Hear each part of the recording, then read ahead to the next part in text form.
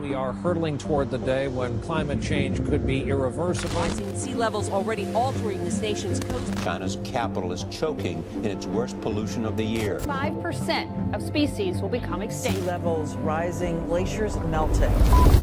If we do nothing, the picture of the world is one of absolute devastation. There's no convincing scientific evidence for man-made climate change.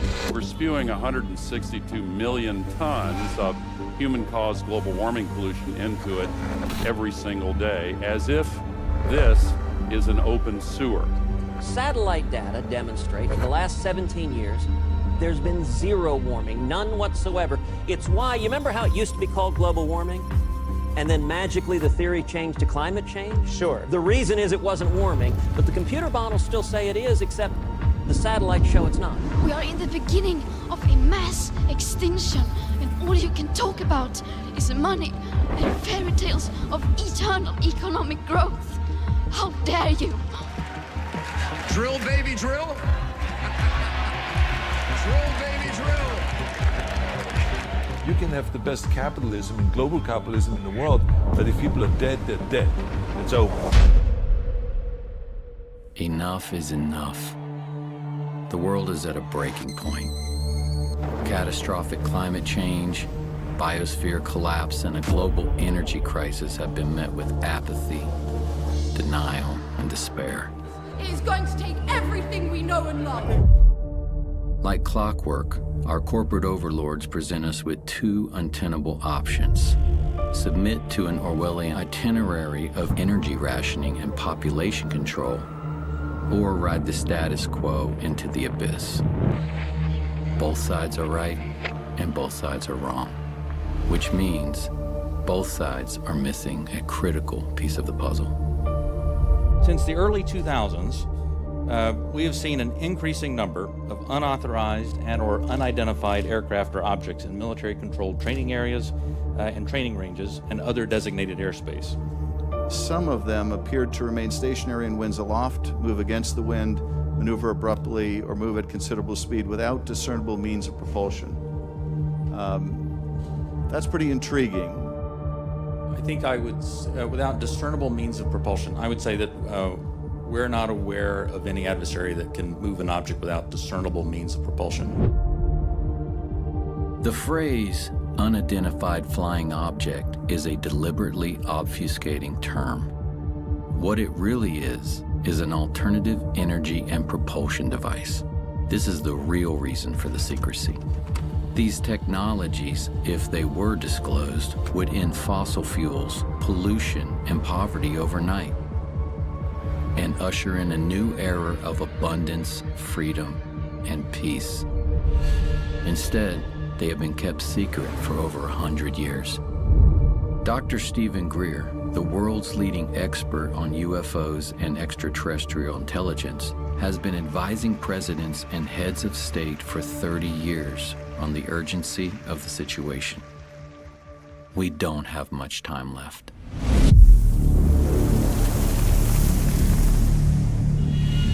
What is this lost century? This lost century is literally 100 years, more than that now, of technologies that have existed that have vanished.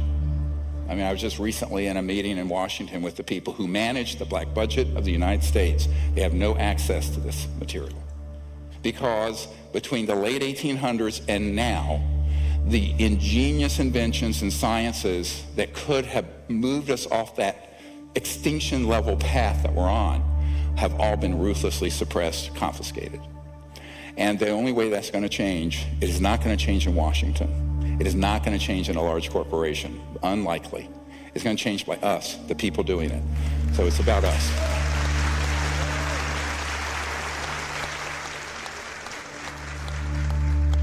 Let's look at this. You know what this is? Hey, there's a fucking drone, bro. There's a whole fleet of them. Look on the ASA. My gosh. They're all going against the wind. The wind's 120 knots from the west. Look at that thing, dude. This is an alternative energy and propulsion device. These are things that have existed all the way back to the 60s. But the one that they call the Tic Tac here off the coast of San Diego, the white one, looked very much like this. These have been made by the Lockheed Skunk Works. And my favorite letter of all time, the head of the Lockheed Skunk Works, Ben Rich, look at the date on it, 1986. It was an answer to a letter someone wrote and says, are these UFOs man-made or extraterrestrial? He says, many of our man-made UFOs are really unfunded opportunities, meaning if it was released for public use, it'd be an enormous industry. Every meeting I go in Washington, I say, see that thing you guys are all talking about? That's Lockheed Skunk Works. They have left us behind, and everything we see out in our world today is absolutely a construct. It's an absolute construct. The internal combustion engines are obsolete. The nuclear power plants are obsolete. The coal fire plants are obsolete. We have the wind generators, those are obsolete. The solar power, it's all obsolete. If we could follow the gravity research that the contractors and research institutions have been doing, we could see that bright future as well.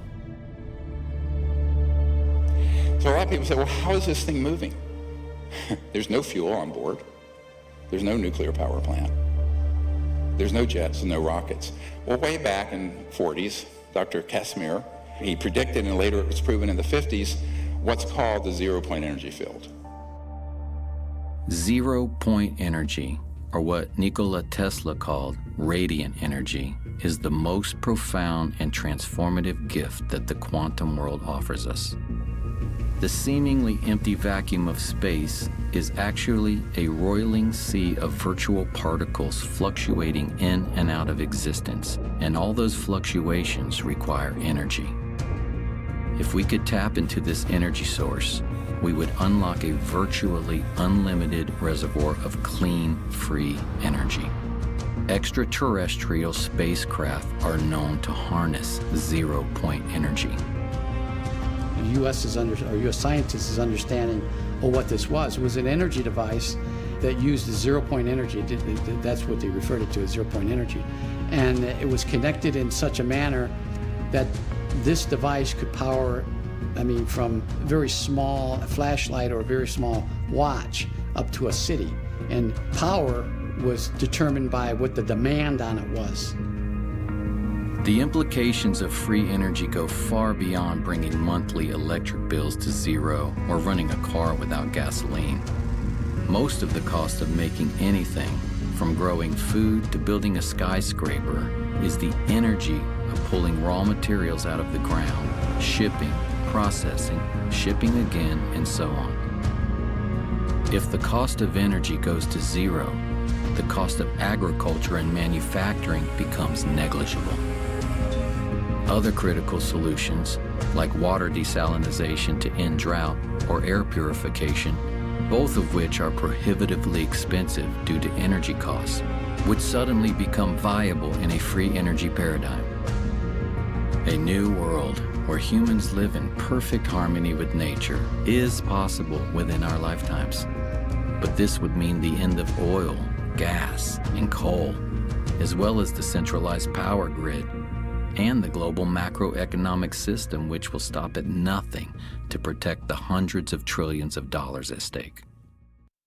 The consequences of keeping all this secret. We are in the process right now of doing something that I've termed planeticide, the deliberate killing of an entire planet with malice aforethought through greed and stupidity and power. All the damage we're going to see in a few minutes, totally avoidable.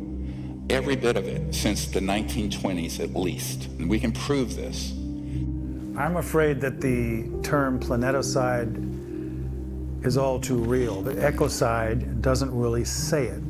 We are in the process of destroying the biosphere, destroying a habitable world for certainly the majority of the animals on the planet. I'm an older guy. I won't be around to see the worst of this, but I have not just trepidation, but terror at what's going to be faced by my son's generation and the generations that come after him. When someone asks me how bad is the crisis, I kind of don't know where to begin. Because what does that even mean? Does it mean what is the threat to humanity?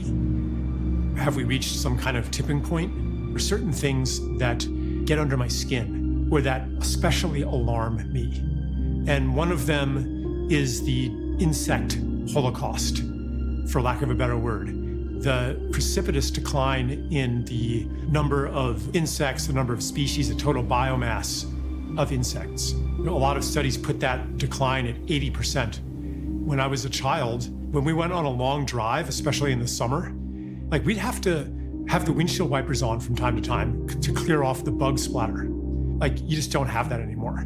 Insects are like the foundation of the terrestrial food chain. Like you can't have a thriving ecosystem without thriving insects. That this is the 6th great extinction that's happening on the planet, and it's 100% man-made, all of it.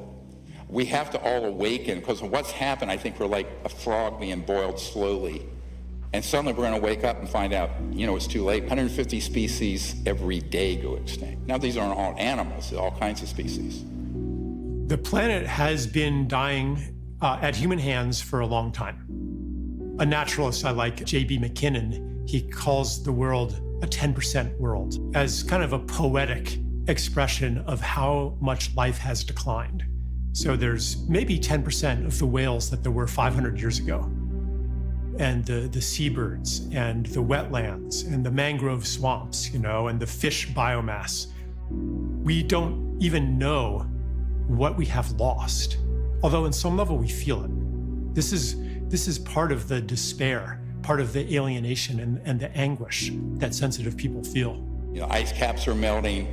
The oceans are certainly going to rise. They could rise as much as 20 feet if we have the big ones melt. This is all the way back in 1958. And there was a full-page color ad in Life magazine. Everybody was reading Life magazine at the time. And it's by an oil company which was the predecessor of Exxon, which was called Humble. Each day, Humble supplies enough energy to melt 7 million tons of glacier. Here they're bragging about it in 1958. So this company gets rebranded as Exxon in the 1970s. And in July 1977, they have a meeting inside Exxon headquarters where their chief scientist, James Black, is showing slides that are warning that burning fossil fuels are going to eventually endanger all of humanity. They know this in 1977. Present thinking holds that man has a time window of 15 years before the need for hard decisions regarding changes in energy strategies might become critical. Well, those 15 years were up in the early 1990s. Look at this. How long ago was it recognized that this was a disaster? Senior scientist Exxon, 45 years ago. And actually it was known before then.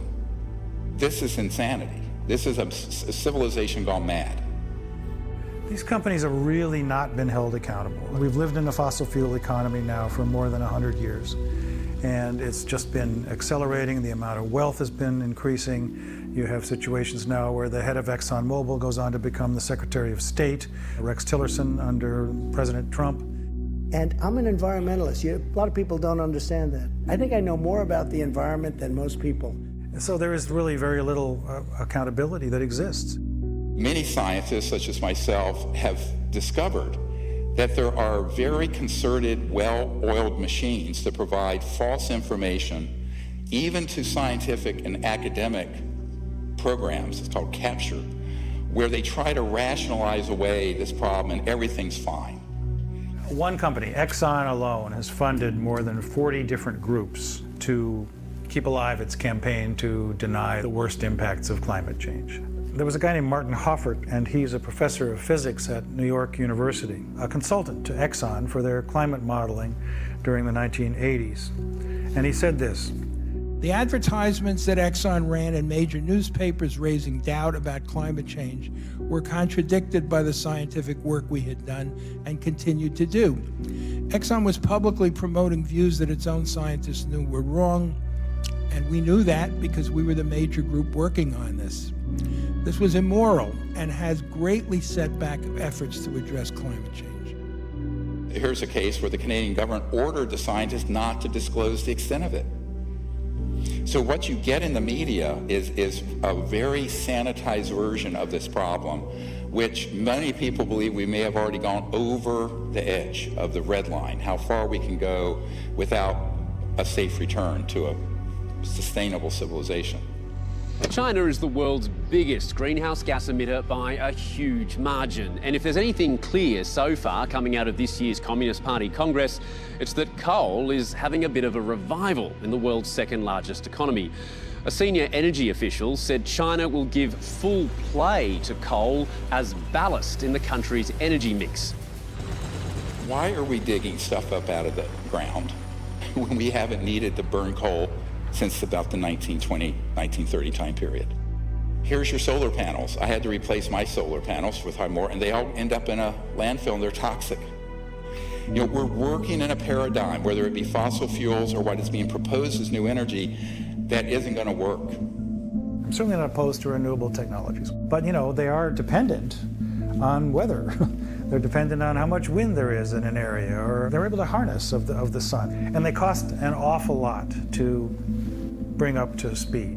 No environmentalist wants to see vast landscapes converted to biofuels, or pit mines to mine silver and cobalt and lithium, wind turbines that kill birds and mar the landscape.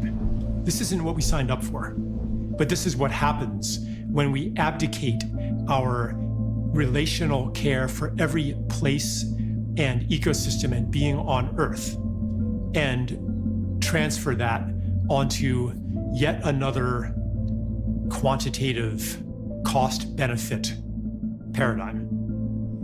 And you have lithium fields. The amount of pollution from these lithium mining operations for lithium-ion batteries in your Tesla, not to mention they catch fire periodically. Now, fair enough, I'm an emergency and trauma doctor. Gasoline cars catch fire more. I can tell you some horror stories, which I'm sure you don't want to hear. And then we have this whole morass of how we're living, you know, on wires that we haven't needed. And so the entire system is set up to benefit a relatively small number of global oligarchs and financial interests that we absolutely have to say enough. They've had 150 years to do this. If we want to live among other life in the future and not in a concrete hellscape where we retreat into virtual worlds to compensate for the loss of what is alive, then we have to change our ways. And we have to start acting from our care for life. Most of you know that there are these nanoparticulate plastics that are in the entire food chain. They cause cancer, they disrupt hormones, they damage your brain. And why? Well, if we had quote-unquote free energy systems from what we're going to describe as zero-point energy field, you would never have to have anything wasted because you have 100% recycling because the cost of the energy would be zero. And then we have all these famines happening around the world because of the absolute social injustice of a system that is driven by greed and scarce resources. When, as Tesla pointed out, there's an infinite amount of energy to be tapped in what has now been quantified as the zero-point energy field. How do you tap it? Now, mainstream science says it can't be tapped. It's there theoretically. Not true. And you're going to find out how untrue that is. International Panel on Climate Change, which issues annual reports about the dire state of things that we're facing. It says in their latest report that over the next decade alone, between 32 million and 130-some million people are going to be driven into poverty because of the changing climate in their countries. 3 billion people, almost half the world's population, has no way to cook their food. They have no way to heat.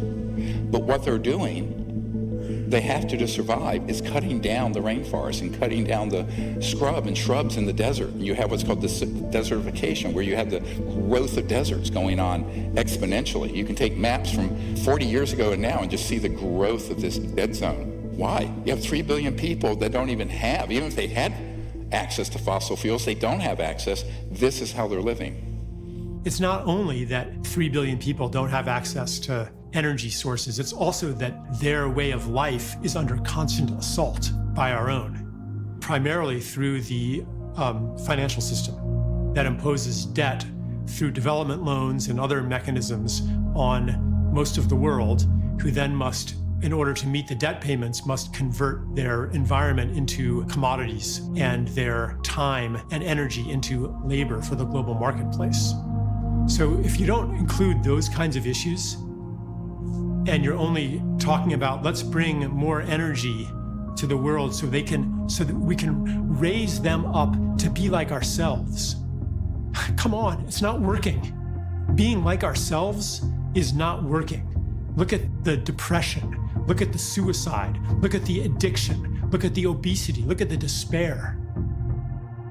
This is not a fit destination to evangelize throughout the world. We need some humility here. The dire emergency in East Africa, the drought there exacerbating the hunger crisis. As many as 20 million people could be starving by the middle of this year, half of them children. I firmly believe there can be no peace on this planet without justice. And there can be no justice when half the population of the world is required to live in abject poverty. It's a direct result of the world's energy system. So I always liken this, we're living in this sort of the Truman Show. It's a perfect metaphor for the world we're living in now, where, the people who are saying we need more oil, gas, and coal until we get something to replace it, they're right. Look what's happening all over the world. On the other hand, the people say we can't just keep drill, baby, drill, and burning oil and gas and coal because we're destroying the biosphere. And they're right. Now, when both sides are right and both sides are wrong, someone's been had. We've been had by people who want to deceive us and think that we're actually having a legitimate debate about energy and the environment. We are not. We're all Jim Carrey living in this Truman Show of a construct. So everyone's saying, well, we don't have enough fossil fuels coming out, and the density of energy from solar and wind isn't enough, so let's build more of these. Well, then you're stuck with 1 million years of toxic, life-killing waste from nuclear reactors. Greenhouse gas emissions would only decrease, according to a recent study, by 4% if we double the amount of energy that we're getting from nuclear power by 2050. Well, that's not a very good statistic to think about. Most people think when nuclear power plant is running that you're somehow getting energy from the atom directly. No. What you're doing is splitting the atom, as it were, creating a lot of heat that boils water, heats water. It turns a steam engine like a choo-choo train in 1849 coming out to the gold rush in California. That's all a nuclear power plant is, except you're stuck with 1 million years of waste. And this is the other problem. The distribution of the power from the point that you have the primary source, by the time you generate it, transmit it through the inefficient transmission lines, and then you're wiring in your device or your home, you've lost at least 66%. So 66% of the energy is completely wasted. So here's your energy grid. 12% is a new renewable. The rest is the old system. So if you plug in your electric car, 88% of the power is coming from gas and oil and coal. The entire world is running on an energy paradigm of scarcity, meaning that there's never more energy than we generate, and we lose that energy as we move it around and deploy it in different ways. And so energy is expensive, and energy is difficult to get to remote areas. And that energy is important because it's inputs in growing food, and it's inputs in manufacturing, and it's inputs in the economy, and it's inputs in all of these things that make people's lives better and that solve the problems that desperately need to be solved on the planet right now. Over-unity is a very simple idea. It's that you're getting more energy out of something than you're putting into it. And according to mainstream science, that's impossible. What free energy devices suggest is that there is a limitless supply of usable energy that's always coming into reality, and that we're not living in a universe of fundamental scarcity. So over unity is more than just a breakthrough that's going to live its life in a technical paper. It's not that. It's really the ability of humans to liberate themselves. Yes, there is a history, a long history of over unity systems. For example, Nikola Tesla had one. Basically, his big magnifying transformer that he had on Long Island was such an over unity system. He got the entire Earth itself in resonance. Everything going on is feeding energy into the Earth starts to feed energy into that wave that he created. So he gets a lot more energy in his resonant wave fed from outside, from the environment in the interior of the Earth. His idea was you could then put in a tap on it anywhere else on the world and extract it free. And of course, J.P. Morgan's take on that was, that's foolish, you can't put a meter on it. So that actually doomed much of Tesla's career at that point when Morgan found out that Tesla, was going to produce the energy freely. But I love this quote. If you want to find the secrets of the universe, think in terms of energy, frequency, and vibration. Now, the reason he said that is that when you use what's called a very high voltage system, you can tap in to what Professor Casimir called the 0-point energy field. Some people call it the quantum vacuum. Other people, like Professor Dirac, modestly called it the Dirac Sea. And we just tested a device last month in the Arizona desert, you'll see in a moment, that is based on that. Nobody is really trying to get, for example, over unity, more energy out of something than you put in, because it's assumed that that is impossible. Well, that might be impossible, but only if you don't really understand the fabric of reality itself. They just can't believe it, especially engineers, because I know how we were taught, right? There is no vacuum energy. You're just a kook when you think so, right? If they took a little more physics, they would go, well, maybe. It's not a small thing. It's not a matter of finding proof for some technology, for some invention, and convincing everybody of it. You can't convince somebody of something that so totally contradicts their basic assumptions about the universe.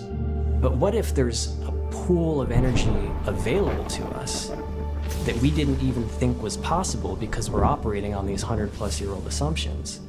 We can't find this excess energy simply because no one's looking for it. So-called empty space isn't really empty at all. It's actually full of energy. So instead of being like kind of a quiet, empty lake, it's more like the froth at the base of a waterfall or something. But when you go to look at the numbers, you find out that there's enough energy in the volume of a coffee cup to say, evaporate all the world's oceans if you could get it all of it. And here we have a car from 1921 running without a plug. Now look at this old car. And it was pulling energy out of, they just said out of the environment. They couldn't quantify what, but they had the correct frequency, and this had a battery and some wiring, and it was running around without being plugged in. Memo to Tesla Motors, go and research this, and get rid of your plug-ins. And this is one of my favorite, 1902, a farmer and engineer named Stubblefield with Tesla, he had something they called the Earth battery, or the Stubblefield battery, and it had rods going into the Earth and some wiring, and it was picking up this magnetic flux field of the planet, and he was running his farm, and Tesla was there with him, 1902.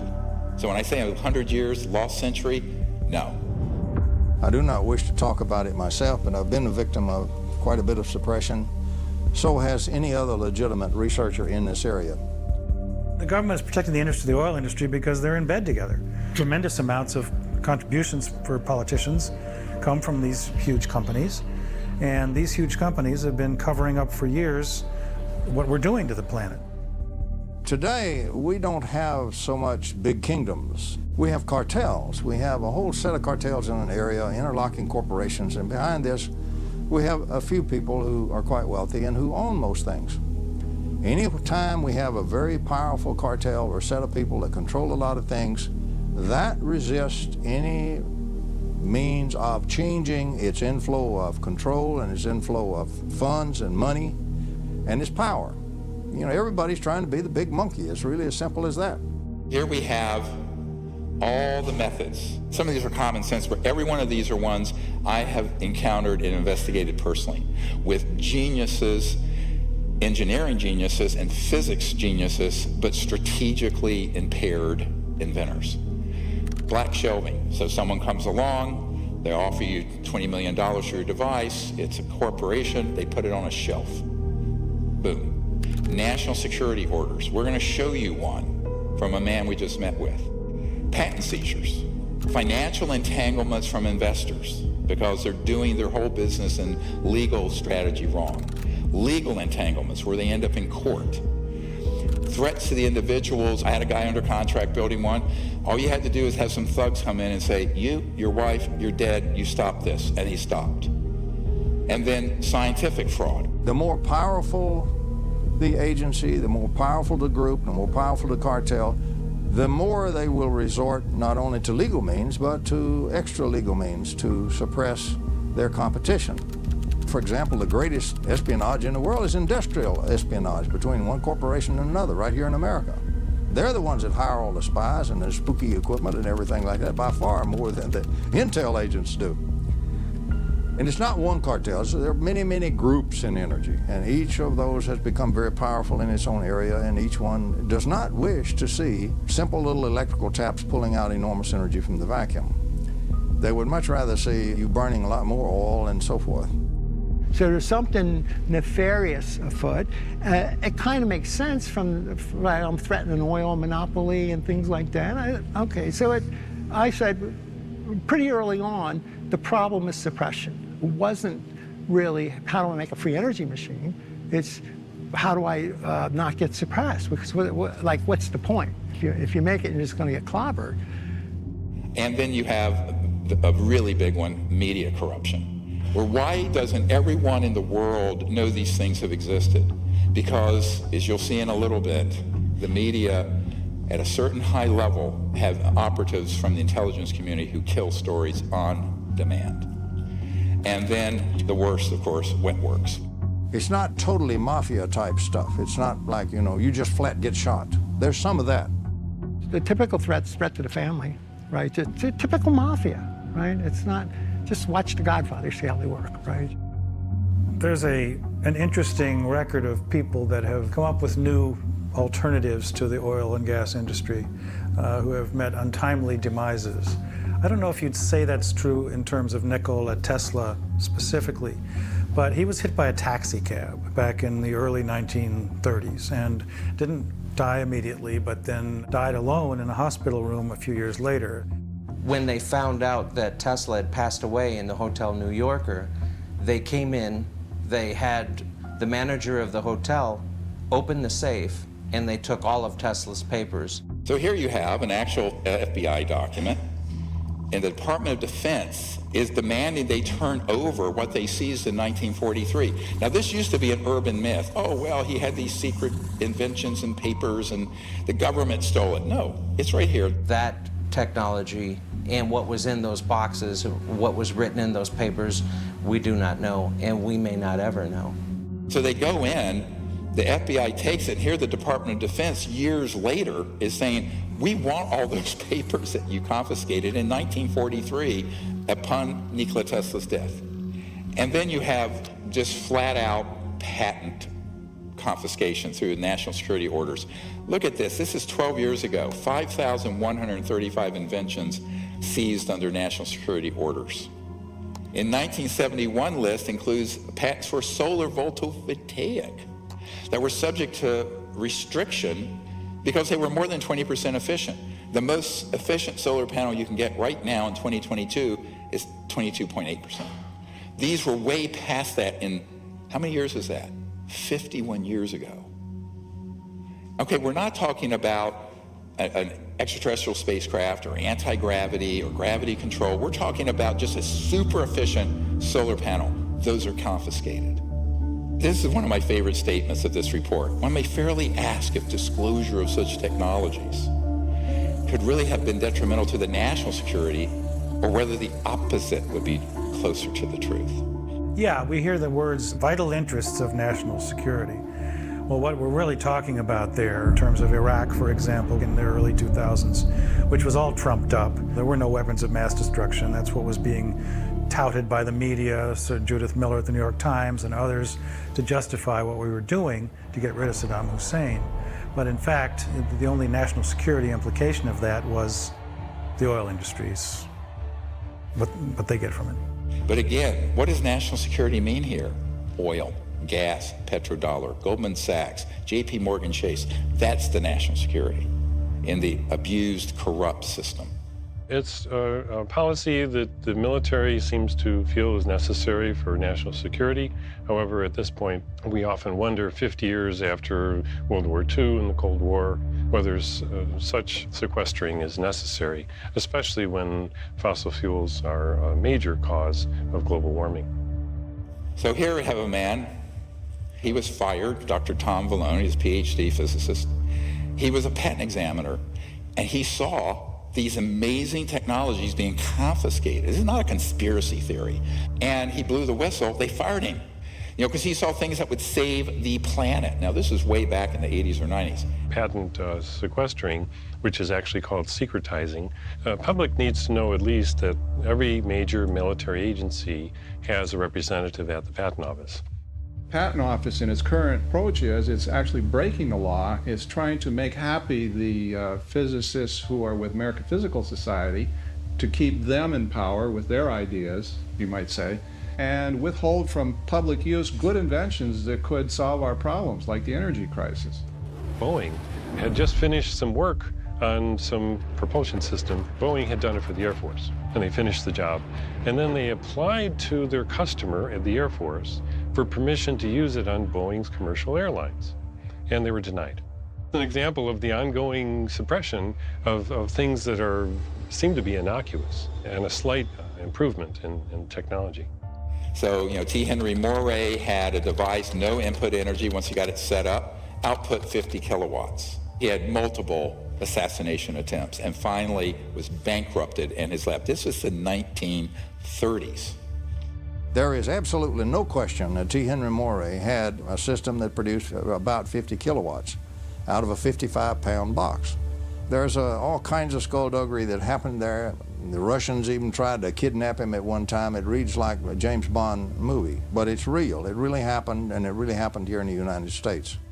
Here's a friend of mine. He was a Wright-Patterson Project Blue Book guy, but when he retired, he built a device that you could put on the air intake of a car. This is in the 80s, where you would get anywhere from 20 to 40-some% more range, miles per gallon, on conventional. I treat air, and out of air, I make it more than just providing oxygen for the combustion process. There are combustion-stimulating molecules and radicals generated in this process. Thunderstorm in a bottle. He had his lab vandalized, everything stolen, bomb threats, etc. This is a colonel who put his entire life savings into something in the 80s that would have been a game changer. But it wasn't a free energy device. It wasn't something just running out of the 0 point. It would have just gotten more efficiency and cleaned up the air. The Environmental Protection Agency is a bit of a dictatorial police agency. They call themselves a protecting agency, but they are a police agency. EPA cannot approve a fuel-saving device. They put out reams of documentation stating that something will not work. This gentleman actually took a device from a Russian immigrant and another and kind of packaged it. He didn't actually understand it that much. And you had 26, almost 27 watts going in, 7,460 watts going out, and tested and verified by multiple labs. Gray started developing this idea 8 years ago. For the past year and a half, he's been trying to get someone in the U.S. government interested. So far, he's had little luck. Gray says he's been getting the same reaction he got 30 years ago when he first proposed his theory. Get this guy out of here, he is crazy. But Gray says it's paranoia. The scientific community isn't willing to accept teachings opposite all previous learning. And the military aerospace industry is afraid to admit decades and billions of dollars worth of research have been wasted. Now, unfortunately, This disappeared because he actually took the ideas from some geniuses and was trying to make a lot of money. And so his became, I'm calling this crazy inventor syndrome. It's not very nice, but I mean, it's kind of crazy. And here's why it's crazy. They think I have the best thing since sliced bread, and the world's going to be the path to my door. And they don't realize they're going to have corrupt interests from the national security state, corporations, and all kinds of other people stop them. So they think they're going to do a normal investment and normal venture capital and patent it, or keep the secret sauce of how it works away from everyone. And in every single case for 100 plus years, they've taken that knowledge to their grave. You've seen The Paranoid Inventor, plenty of stories on those guys. It's my precious.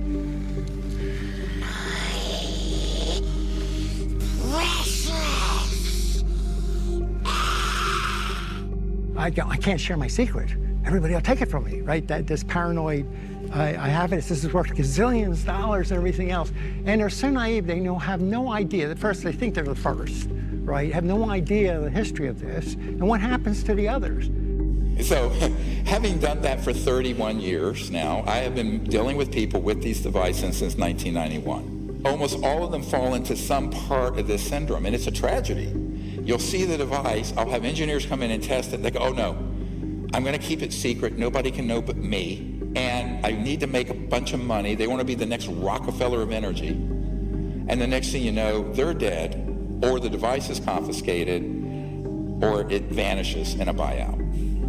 So this guy had the same problem. He had a device, they have it there still running, but they think that no one can know this but them. They're buying into the paranoia.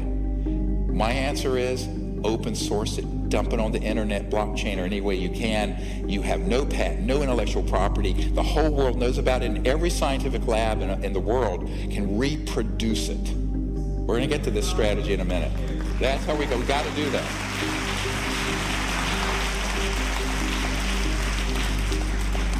Because the very definition of insanity is doing the same thing over and over and expecting a different result. That's attributed to Einstein. But how true is that here? So we have to change our strategy. Many of these inventors are really good at the technical stuff, but they're not great communicators.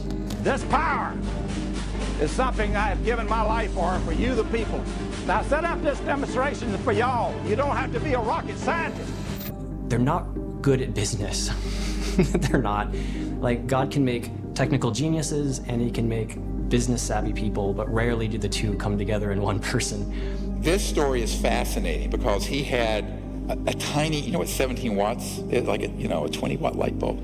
It was putting out 200 watts, 10 to 15 times more output than input. And this is in the 80s, this is 40 years ago. I was not convinced probably on the first 3 times that I saw the device and saw it tested that indeed it put out more energy than it took in. I am convinced now. I was a little bit prejudiced, and like all people that come up with devices like this, you think they're wrong, and so you go down to prove them wrong if you're that interested. And I was not able to prove him wrong, nor were the people that I was with able to prove him wrong. And here's what happened. He kept the whole thing so secret. It was going through a patenting process, but even the patent application left out a lot of the secret sauce. Most of these inventors do this. Fatal mistake. And what happened is that it was all covered up, that he actually was taken to court. Patent office said, even though he had proof that it worked from multiple very esteemed scientists, patent examiners, that proved that the thing actually did as he said it did, and he got nowhere. He took this to his grave. Look at this video that you're going to see in a moment. Mr. Newman has been fighting for a patent for years. Many, therefore, considered it ironic when a federal judge appointed the former head of the patent office, William Schuyler, to decide if Newman's device did or did not work. Mr. Schuyler, who is also considered to be an expert on electrical engineering, didn't take long to make his decision. In a report of the special master, Mr. Schuyler states, evidence before the court is overwhelming that Newman has built and tested a prototype of his invention in which the output energy exceeds the external input energy. Therefore, there is no contradictory factual evidence. For the layman, that means the machine works. The expert then goes on to say, the Patent Office finding that such a machine is impossible is clearly erroneous. Mr. Schuyler also found that the Patent Office intentionally did not consider the formalities of Mr. Newman's application for a patent. Why wouldn't you go along, again, with a master that's former head of the Patent Office, who has credentials that the judge called outstanding? Why wouldn't you go along with the man that you recommended in granting a patent? You ask mean questions, don't you? I think you'd have to address that question to our present commissioner. Are you acting on his orders? You might say that, yes. There you go. Operability or utility is a rejection that virtually none of the patent examiners, and there's almost 5,000 of us, were allowed to use in any of our applications. The supervisor particularly always said that, oh, that's something only if you're dealing with energy inventions. So what we find is that throughout the Patent Office, that rejection for something that we personally would feel would not be operable was not a judgment we were allowed to make, except if we're in that security department that deals with energy and propulsion types of inventions. Here we have a brilliant device, again, almost 40 years ago. Look at the input and output. Test it over and over again. 0.3 milliwatts. Output, 223,000 watts. That's 22.4 kilowatts. That's plenty to run your car, your Tesla motor. Now, continuously output, if needed on demand. So this little thing that looks like a cigarette pack, when he died, under mysterious, they said a heart attack, it's all kinds of evidence he was killed. This is real, usable power. It's stable. It is not transient. It is not noise. And it is not any other kind of spurious effect. This is a real effect. It's all coming from that little tiny box sitting behind the 500 watts of power. Behind the lamps, that little box is putting out all of that power, well over 500 watts, and yet it is receiving less than 1/3 of a milliwatt of input power. This is April the 30th, 1987, at about 10:30 p.m. in the home of Mr. Sparky Sweet, the inventor of the very first vacuum triode. This is a most historical occasion. I was altered when I saw it because my view was that you could be anywhere then in the universe. You could be in a cave, you could be anywhere, and you had energy. This was overwhelming to think that I could have energy and the whole world could have energy. That all of a sudden we were on an equality economically. We didn't have to worry about the energy sources. The rest of that power is coming out of the surging energy of the vacuum. And this little box that you see right here, solid state, no moving parts, is the vacuum triode that's doing this very practical and historical work. He was shot at once with a silenced rifle from about 300 yards. The only thing saved his life was he was an old guy and very feeble. He was stumbling as he coming up the steps and he fell down. He just flat fell down on the steps, caught his foot and fell right forward. And as his head went forward, the bullet went right by where his head was. And of course, the assassin was never found. This guy called me up. He said, we really need your help. And I said, the only way you're going to do this is that you disclose it, all of it. Open source it, get it out there. I will see that we get it out to the entire scientific community. He says, no. It's Gollum, my precious. And I said, dude, you're going to take this to your grave. He took it to his grave. Yep, it's gone. This very distraught lady, who's Sparky's wife, she's saying Sparky's dead. And that she said 2 strange men, she called them strange men, showed up at about 5 o'clock the night before And they stayed for a little while, and then they left. And Sparky, an hour or two later, having a cup of coffee and just killed over onto the floor, called the ambulance, and she was 75 years old. They would not let her in the ambulance. And the ambulance then called her back about 20 minutes later and said, "We don't think he's going to make it." And that was the end of that until the next morning when she called my sister-in-law and talked to her and said, "There are men here that said they're FBI, and they got black vans, and they're taking all this equipment. What should I do?"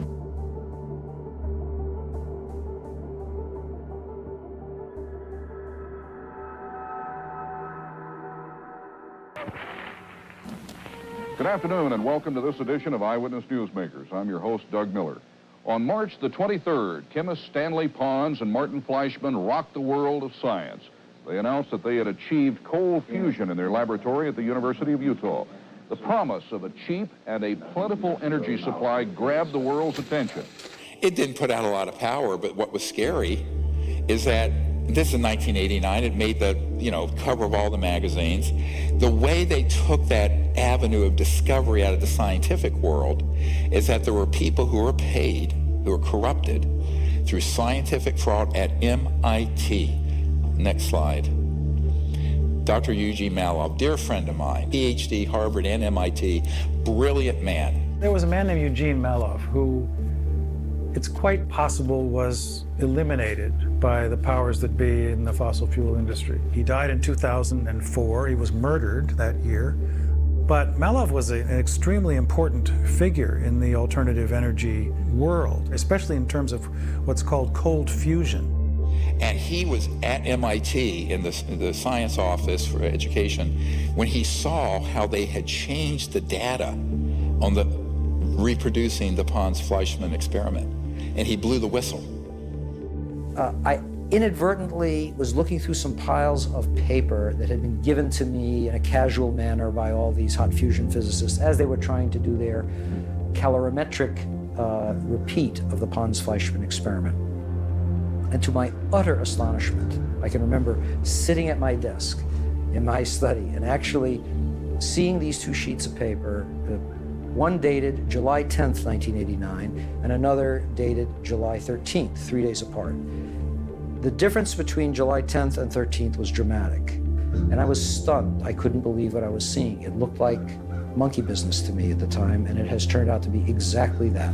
It was a lower echelon person in the Plasma Fusion Center at MIT, one of the 16 authors of a scientific paper done under Department of Energy contract that had altered data.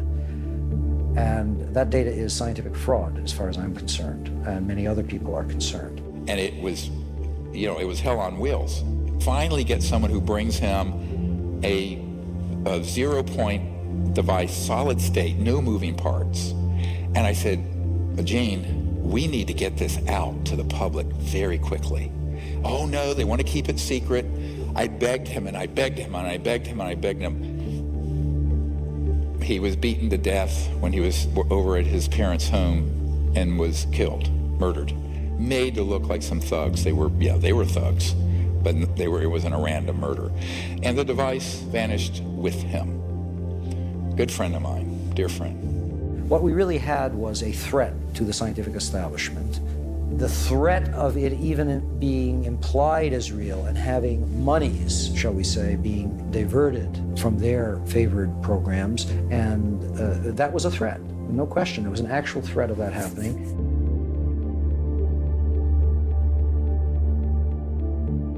U.S. scientists making a huge breakthrough. A source tells CNN that for the first time ever, researchers have been able to create energy from a fusion reaction. Now, Laura, I could explain all of this in great detail, of course.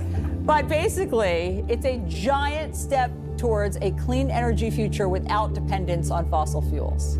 This is the first time, by all accounts, they've gotten more heat out than they put in.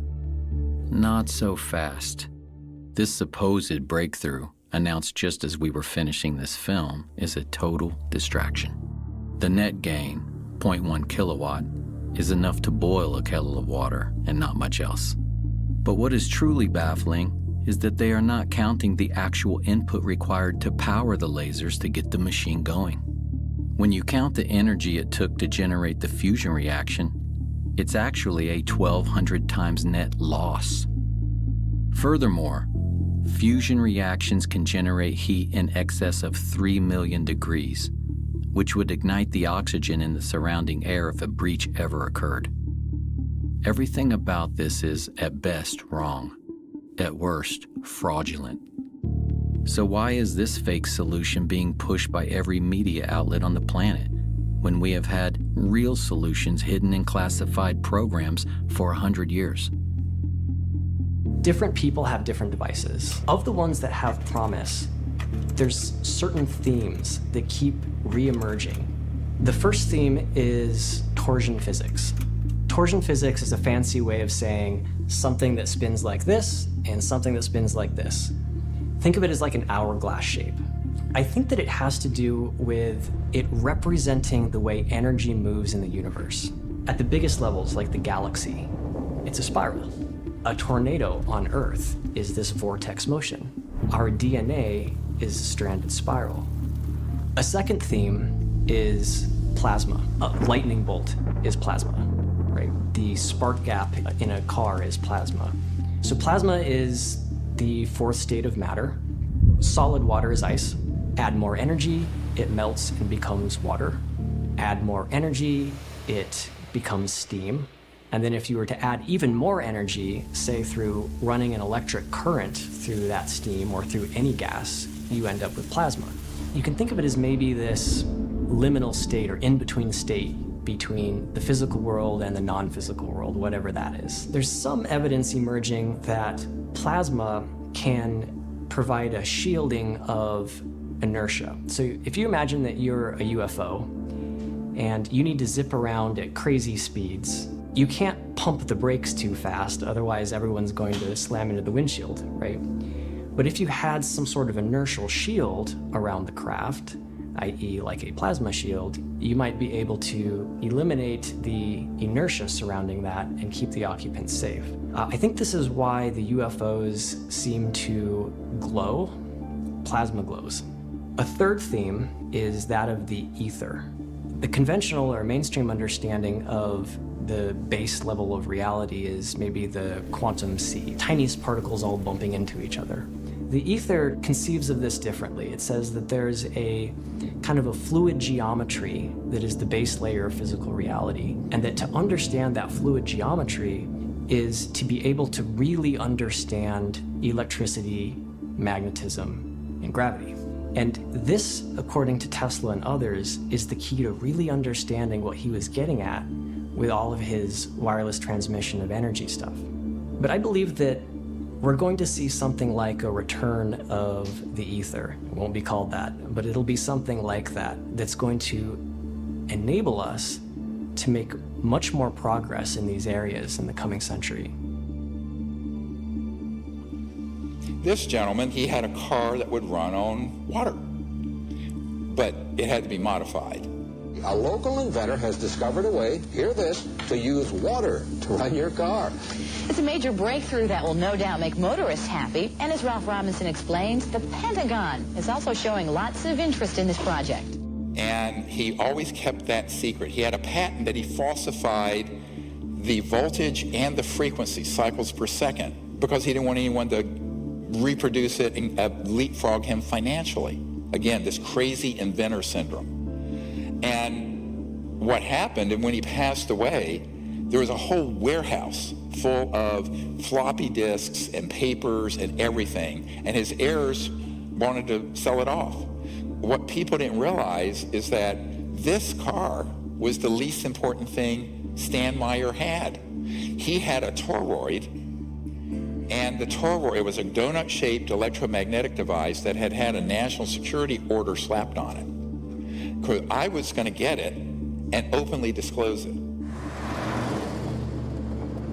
Though the scientific establishment may have ignored the likes of Meyer, the powerful military-industrial complex certainly hasn't.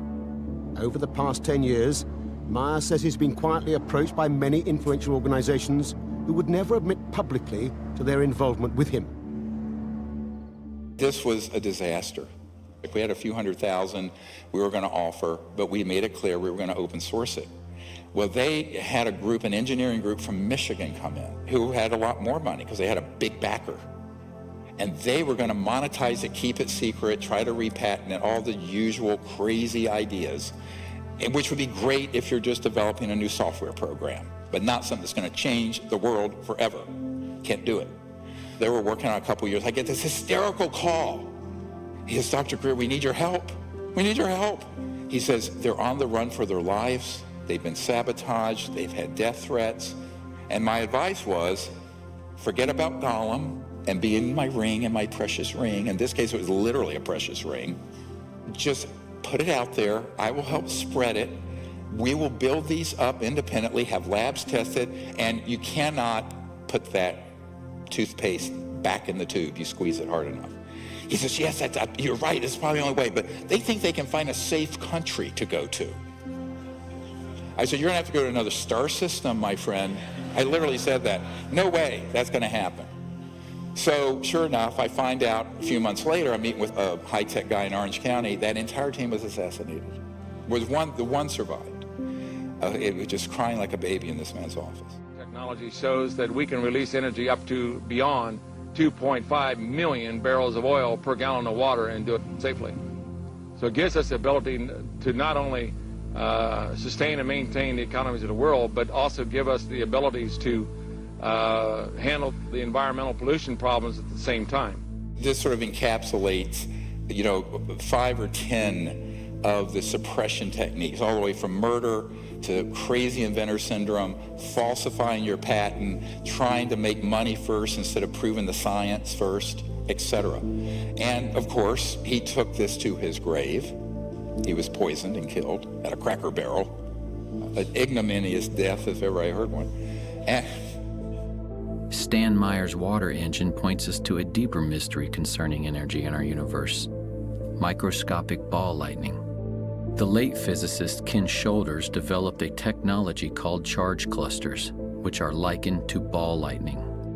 When they are discharged, they actually tap into the zero-point energy field. This is where most of the power in Stan Meyer's device was coming from. Like Stan, Ken Shoulders faced terrible suppression. And so I met with this CEO, and he says, yes, they approved a $5 million grant from DOE so we could develop this further, because one of the effects it had that they were really pursuing was putting low-level, initially, radioactive waste in these charge clusters, and it would cause isotopes that were non-radioactive to be created. What does this mean? You can clean up all the radioactive waste. However, the phenomenon, the reason it was doing it was that it was actually activating, as it were, this baseline energy field that's at the fabric of space and time. And that's what they didn't want out. So in the rarest of events, that grant was published, and these vicious people who want to keep all this stuff secret went into the Secretary of Energy's office and said, pull that grant. And they pulled it. Another technology to harness the power of ball lightning is being developed by a team of engineers in Florida. They have successfully tested several prototypes that allow any internal combustion engine to run mostly on water.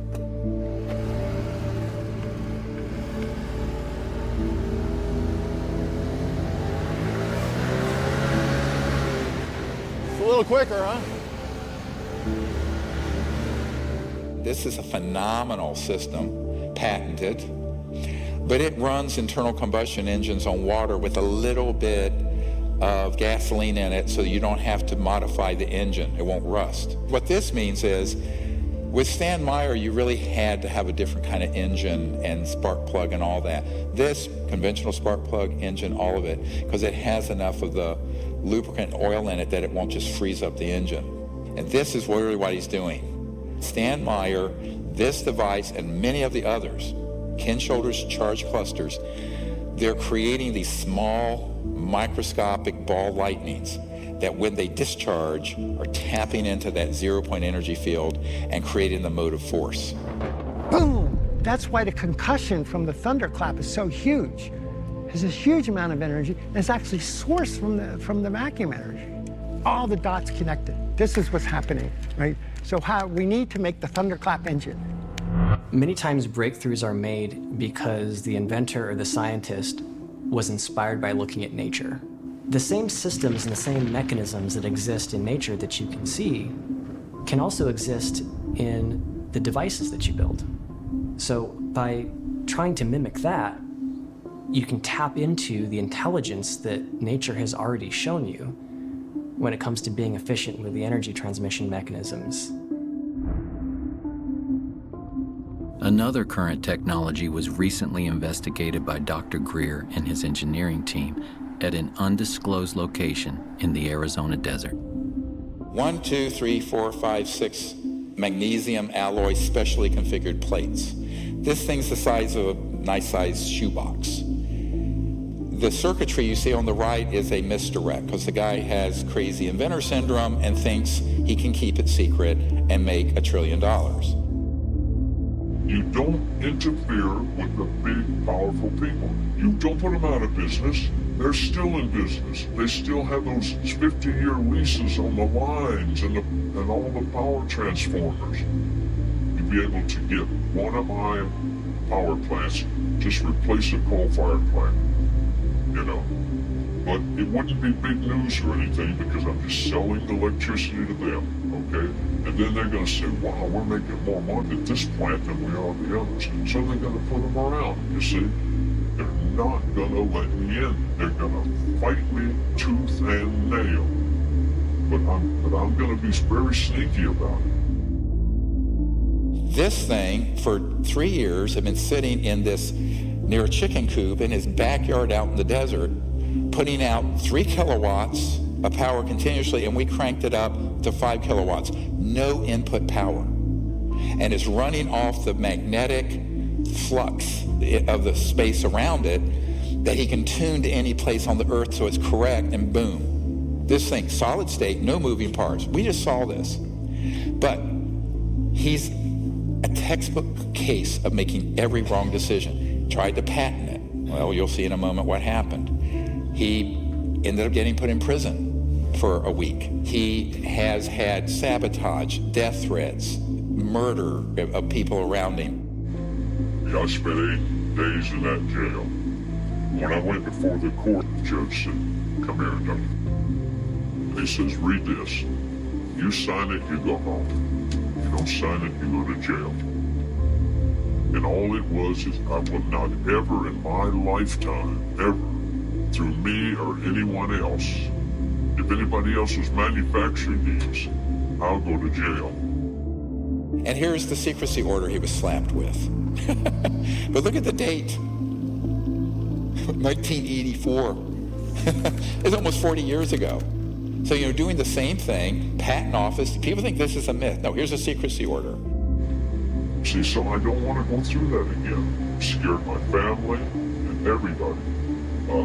So now what we're going to do, we're going to be very quiet. I'm going to build my 1 megawatt. It'll take 2.5 years to build it because it's very complicated. I gotta acclimate it to the earth. Technologies like this and countless others will never see the light of day without a radically new strategy. Dr. Greer is preparing to launch a multi-centered, state-of-the-art research and development lab that will develop zero-point energy technology, live streaming 24/7 for security and transparency. All research results, data, and plans would be released to the world open source, freely available to the public and the scientific community. This will require broad public support to make this a reality. With this strategy, zero-point energy is achievable, but it is only half of what has been suppressed. Now we get into the really cool stuff. Look at the dates. 1919, Kapowski-Frost experiment, where they actually had high-frequency systems where things levitated, defying gravity. And then T. Townsend Brown, and he had very high voltage systems, electrogravitic they call it, where high voltage would cause this lift effect and would actually create, if you will, a bubble, an electromagnetic field that would allow an object to move at enormous speeds and free of the forces of gravity, what's called gravity control. An Office of Naval Research report on T. Townsend Brown's electrogravity device includes a transcript of a conversation between Major General V.E. Bertrandius and Lieutenant General H.A. Craig. Bertrandius remarks, "It sounds terribly screwy, but Friday I went down to a place called the Townsend Brown Foundation, and believe it or not, I saw a model of a flying saucer." Townsend Brown was an independent experimenter, and he actually worked on, as you can see, very large replications of saucers that he believed were vital for a different type of propulsion. The big question is, can I prove this? This I consider to be a very serious Rosetta Stone. This is Young Man magazine. The article is titled, "The G Engines Are Coming."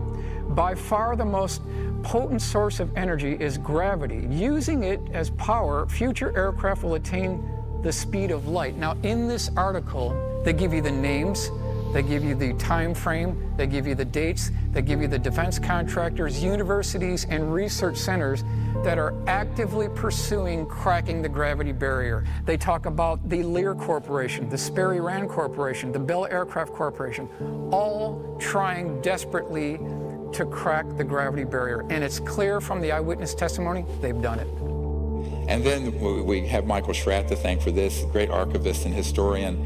And he's found these journals that date from the 50s, one, 1956, where the big buzz in the aerospace industry was anti-gravity, quote unquote, the G engines, gravity engines. And this was actually in the open literature until they figured out how it really works, and it all went black.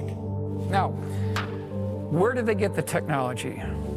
This was an interesting crash retrieval. This is prior to Roswell. This is November 1946.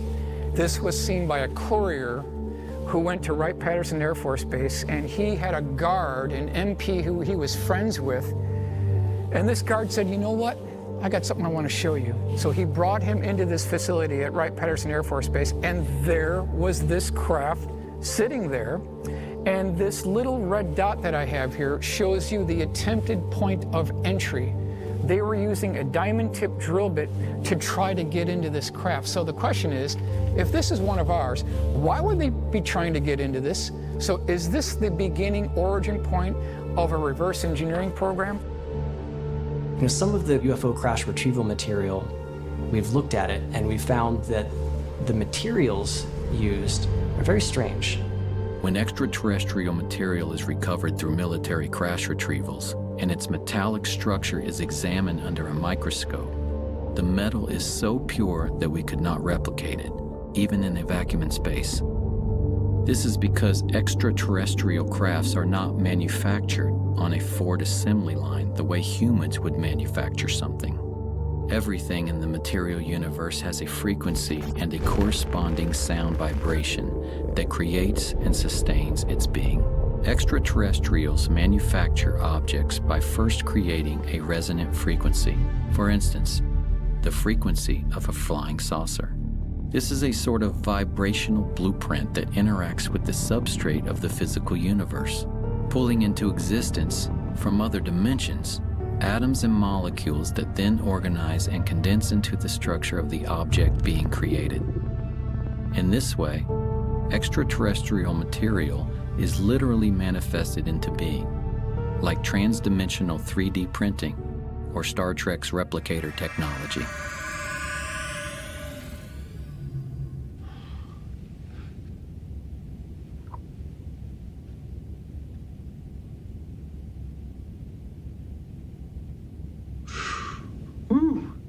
Moving on to 1963. This is a Marine. He was called from Cherry Point, North Carolina, to an undisclosed location, and his job was to guard something there. And when he got to this facility, they opened up these doors, and he saw propped up on scaffolding this 40-foot diameter dish-shaped craft that looked like a fat hamburger. It was about 15 feet tall. He noticed that there was a white circle painted on the floor, and his job was to shoot to kill anyone who would try to breach that circle. They were trying 3 ways to get into this craft. Number 1 was a diamond tip drill bit. So we've got 2 cases of this now. Number 2 was an acetylene torch. That failed. And then the final attempt was bringing in 2 18-wheeler tractor-trailer lowboy trucks that had these very high-voltage generating devices, and they were using a laser to get into this craft. In a previously unreleased interview with aerospace designer Brad Sorensen, Sorensen describes a secret air show that took place at Norton Air Force Base on November 12th of 1988, a classified military exhibit in which so-called alien reproduction vehicles were unveiled. The craft were hovering off the floor with no landing gear underneath and nothing supporting it from above. When asked, where did they get these concepts from, Sorensen states, they said they copied it.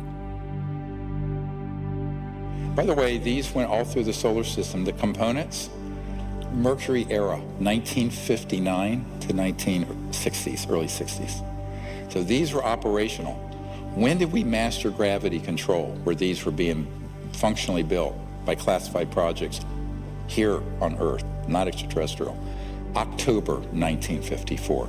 So here we are, riding on the surface of the roads in cars belching out garbage and pollution.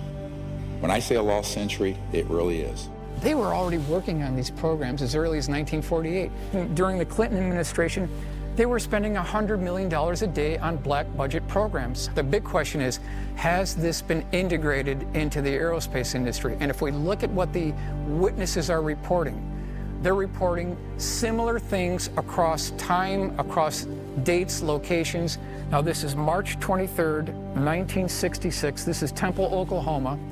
Primary eyewitness name is Eddie Laxon. He was an electrical engineer. He was working at Sheppard Air Force Base, so he's commuting to work. It's about 5:06 in the morning, and I want to stress that this is not my case.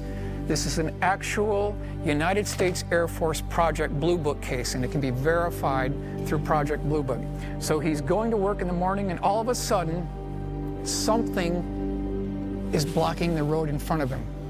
And he notices something that looks all the world like a tipped-over bowling pin. It's about 75 feet across. On the starboard side of the craft that you see here, there was an air stair cutout door and a man.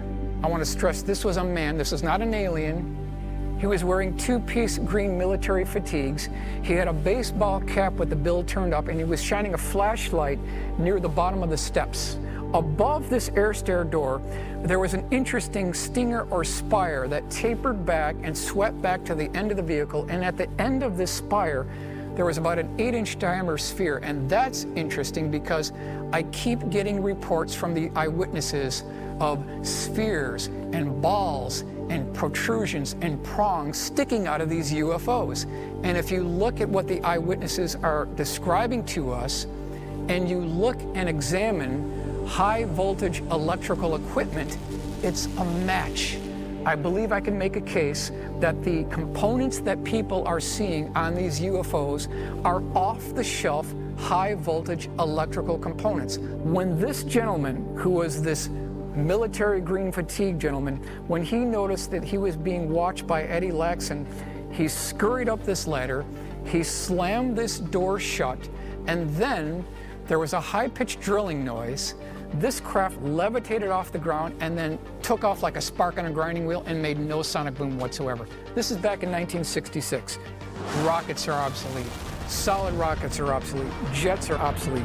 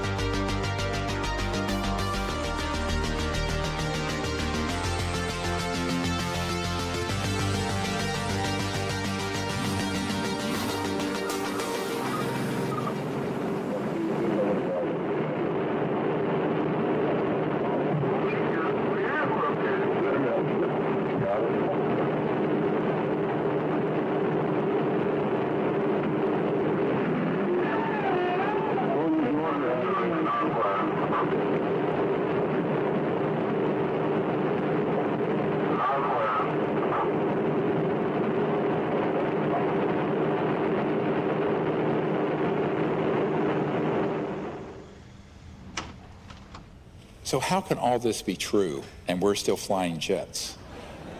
This Elon Musk tweeted this out.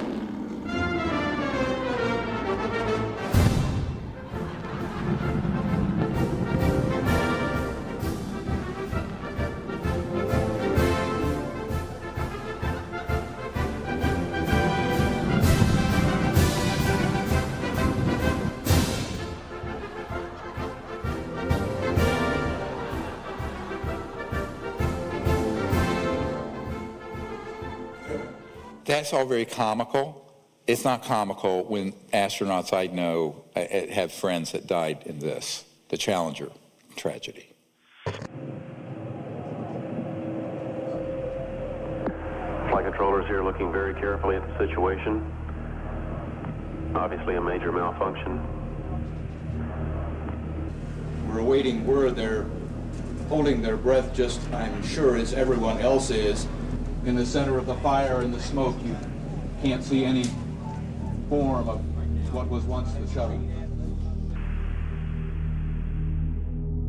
Here they are, going up on a Roman candle 40 years, 50 years, 60 years after we already had gravity control. This is the biggest cover-up and scandal in the known history of the world, full stop. We've already got the technology to do away with solid rocket boosters. We've already got the technology to take away completely liquid rockets. Why wasn't the Challenger crew briefed on this technology if we already had the breakthrough in 1954? And so then people get into, how can this be? I put this out a lot because it's a not declassified document. But you have an organization called MAGIC, M-A-J-I, Majority Intelligence Committee, and a few others that run these covert projects. They are beyond black. What do I mean? They're unacknowledged special access projects. I'm sure you also unacknowledged. But these are the projects that are off the radar, even of the people who manage the black projects. So I call this beyond black. These are way off book. And this was a security alert with the distribution list back in the 90s. So I gave this some people in the Pentagon, like Admiral Wilson, who I briefed, who was the head of intelligence, Joint Chiefs of Staff, and they got inside the program. I'm doing that now for a whole new generation of people since the law was passed to get to the bottom of what UFOs are, or what they call now UAPs. Nobody calls them that. It's ridiculous. Let me tell you what a UFO, UFA, they make up these fake names that are obfuscating. Unexplained aerial phenomenon. Like ball lightning or something. No, it isn't. First of all, it's not unexplained. Secondly, it's not aerial. And it's not just some phenomenon. They're either man-made UFOs or extraterrestrial. That's it. Keep it simple. The hardest thing for the senators and the White House people and the general public, and particularly the media, to understand, or scientists, is that if this is true, how could it be that it has been kept secret from the people? They're very good at counterintelligence. So it's structured, as Eisenhower warned us, beware the military-industrial complex. In the councils of government, we must guard against the acquisition of unwarranted influence, whether sought or unsought, by the military-industrial complex. A very strong warning of what he saw coming, because he'd been living with it for 8 years. The CIA was only created in 1947, and the Pentagon and its generals were, gaining much more power and as the nuclear age progressed. And Eisenhower saw it. The combination of military power with industry. If you think about what the industrial part is of the military-industrial complex, the industrial is basically the fossil fuel giants and the chemical companies and the now increasingly the pharmaceutical companies that are running rampant and increasing their wealth by astronomical proportions. This is just the value of the raw materials. Look at these numbers, $150 trillion in oil. That's actually an underestimate now. 40 trillion in coal, $1 trillion in uranium. But that's just the raw. When you multiplier effect, when you take it from there to retail and creating the energy, it's many more hundreds of trillions. And that's what's being protected along with the Bretton Woods petrodollar, where they decided to make the dollar the reserve currency of the world, but it's based called the petrodollar. So the entire macroeconomic, global economic system is sitting on a crumbling foundation of the energy system we use. And it's going to have to be transitioned. It should have happened 100 years ago. Now we're out of time. The malefactors of great wealth, as Teddy Roosevelt once warned us about. Writing the laws, paying politicians to write the laws that they want. Why is that happening? Robert Kennedy Jr. wrote the introduction to both editions of my recent book, which was Horsemen of the Apocalypse Became Climate in Crisis in its most recent version. And he said this, which I think is quite apropos to what I've been talking about today. They work together in lockstep, coordinated by Capitol Hill trade associations, lobbying firms, captive agencies, and paid-off politicians to increase authoritarian control, to transform all of us into mindless consumers, to shift middle-class wealth to billionaire plutocrats, and to liquidate our Purple Mountain majesties and our entire planet. They have declared war on democracy and personal freedom. A shadowy government with its own Air Force, its own Navy, its own fundraising mechanism, and the ability to pursue its own ideas of the national interest, free from all checks and balances, and free from the law itself. So get your mind around this. There is the government, constitutional government of the United States. And then there's this other secret government operation, which has more money, more power, more technology. It is a criminal enterprise. It is not sanctioned by the president. It is not sanctioned by Congress. And yet they're using our tax dollars and are raping the planet and destroying the earth and impoverishing half the planet. That's what we have to fix. We've got at least 109 UFO crash retrieval cases. All we need is one to be correct. And if they exploited the technology associated with these craft and procured that and put it into our aerospace industry, they have made a tremendous breakthrough in aerospace technology that I think that our Challenger astronauts should have been briefed on, our Apollo astronauts should have been briefed on, and we could have avoided all of this obsolete technology, and we could all move forward to that wonderful world and are not basically bound to these oil industries. Some people wonder why we don't know more about this. Why isn't the media telling us what's really going on?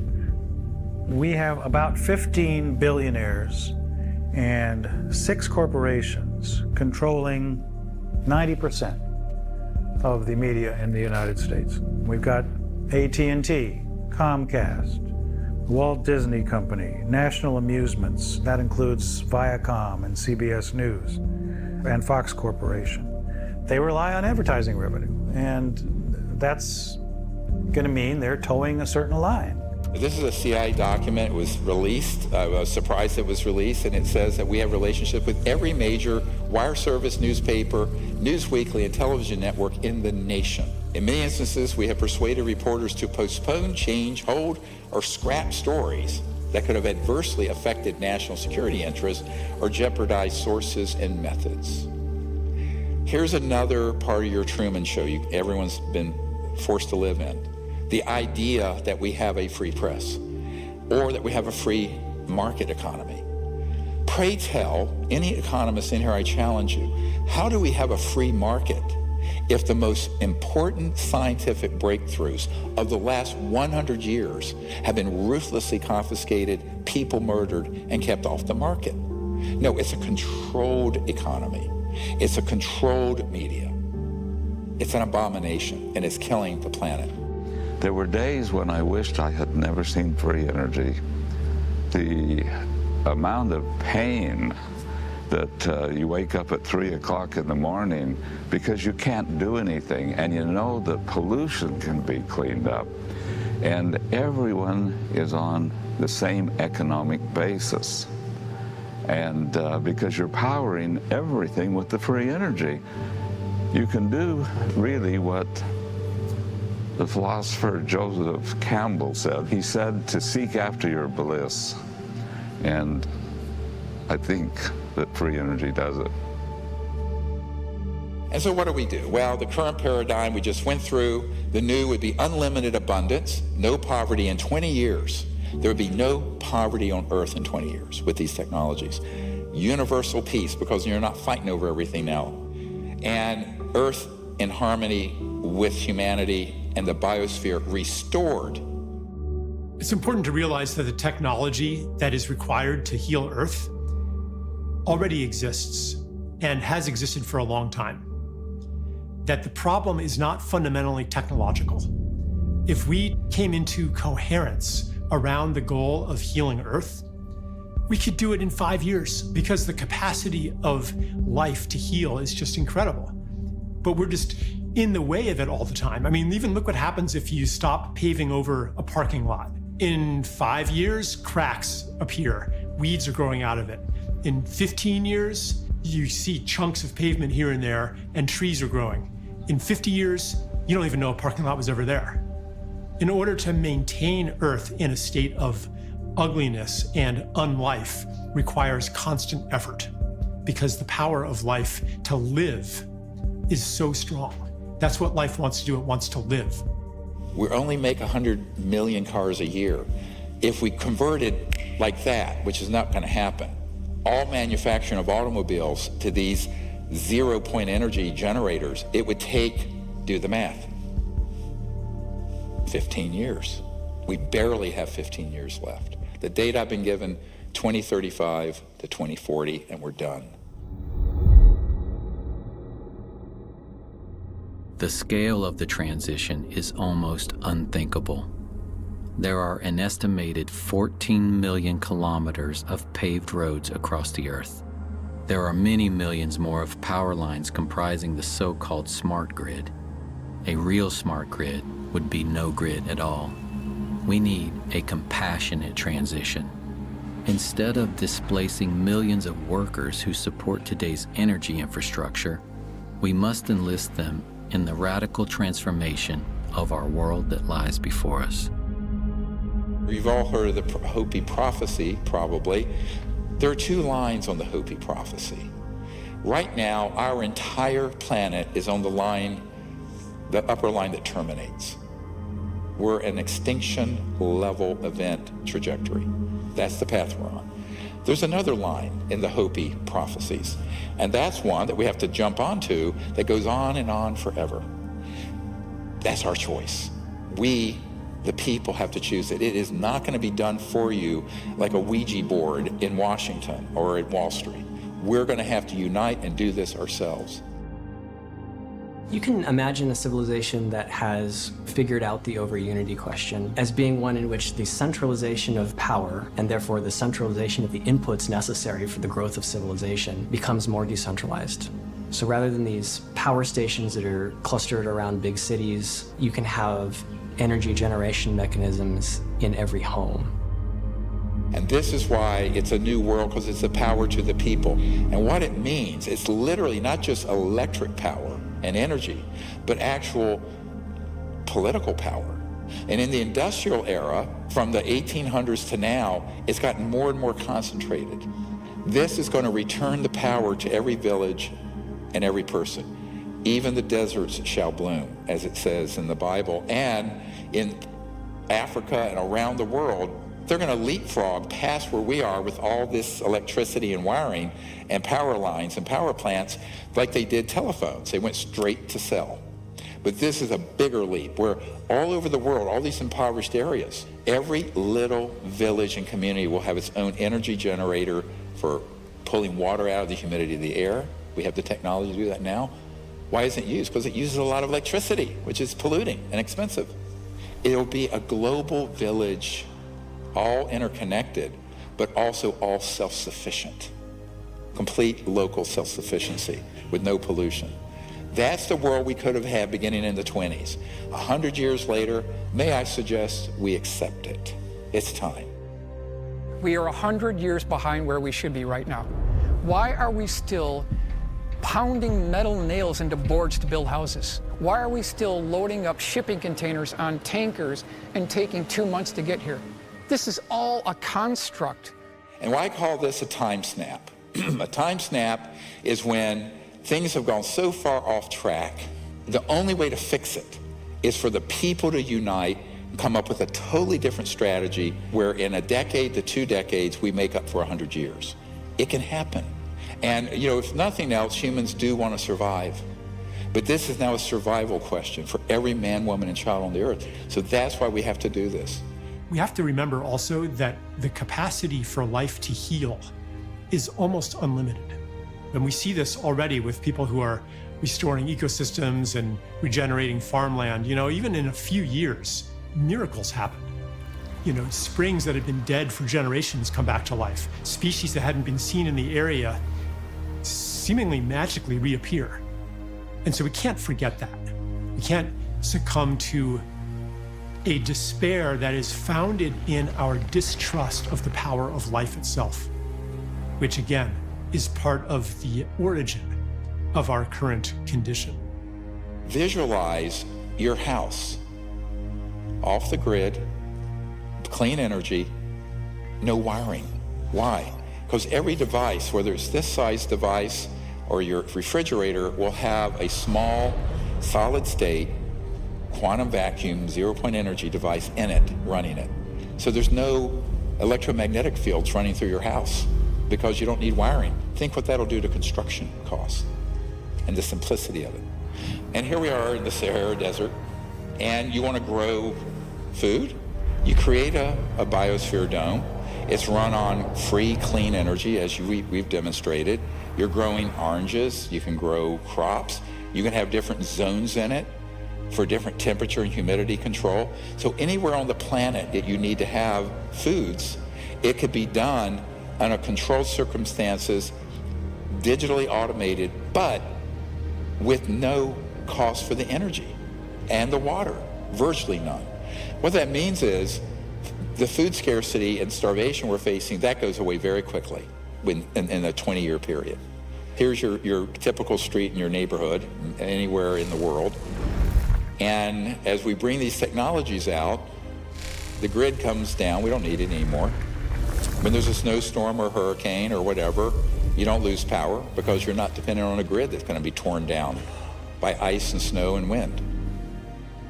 You don't need wires. All these wires, it's a clutter of wires. You don't need them because every device will have its own source of energy. This could have been done decades ago.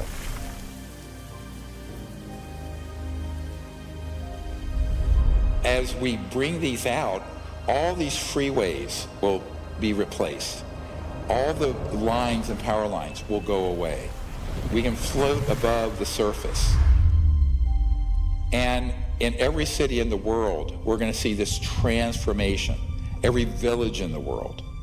And then we have these cities, you know, eventually where you're just floating, there are guided pathways, you know, the ground is pristine, and then we're going out into space. So everyone remember where our destiny is. Our destiny is not just Earth, it's the whole cosmos. How is that going to be possible? The only way we're allowed to go outside our solar system is if we become a peaceful civilization. Otherwise, it's locked down. You know, we are considered a planet that is dangerous and armed. Each one of us is very invested in the world as it is. We've built careers, relationships, and goals based on a world that doesn't include ETs and anti-gravity and free energy and healing devices and all this cool, abundant stuff. And so we need to understand and really know if we are ready for that investment to be disrupted. So one of the most powerful things that any of us can do is to look in our own hearts, imagine the world that could be, and ask ourselves, are we ready for that? If the answer is yes, then hold that readiness in your heart in all the excitement that it's due. If the answer is no, if there are some lingering doubts or fears or concerns, then go into that. Follow that. That's an important thread that you can follow back to something inside of you that needs attention. It's that obstacle that may be keeping us from living in this new world.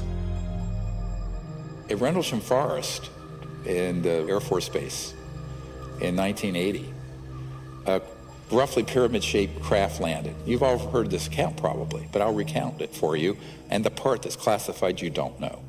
There were these kind of luminous beings that literally teleported, floated outside this black pyramid and communicated with these Air Force officers. And the ET said, we are your descendants who have become interstellar, but we are from 500,000 years in the future. And we are now here. They basically materialized, time traveled to 1980 because this was a covert nuclear weapons facility that, if that had been disclosed, could have triggered World War III.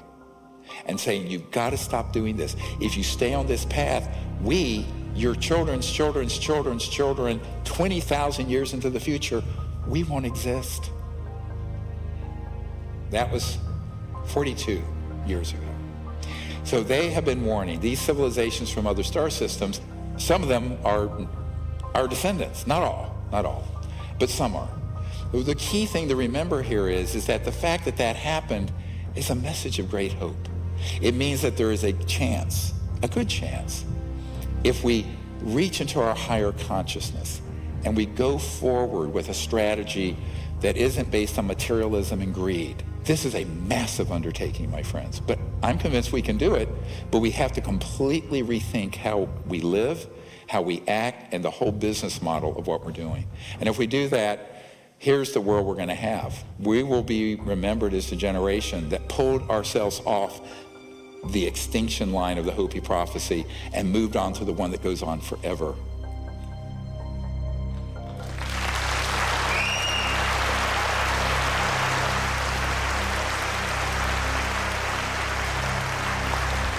Thank you all. We can do it. Nelson Mandela once said, "Our human compassion binds us the one to the other, not in pity or patronizingly, but as human beings who have learned how to turn our common suffering into hope for the future." We have every reason to have hope. The solutions already exist. If we come together as one human family, we can reclaim our lost century.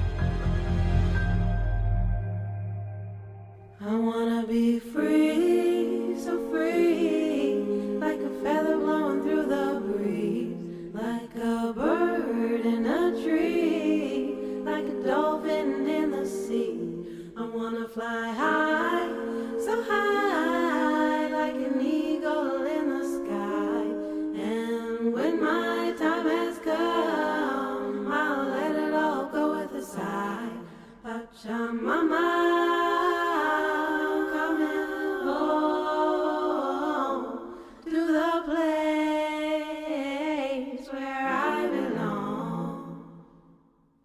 Pachamama, coming home to the place where I belong. I wanna be free, be me, be the only being that I see, not to rise and not to fall, be at one with love and all. There is no high, no low, except inside, open up your heart and be just who you are. Pachamama, coming home to the place where I belong. Pachamama.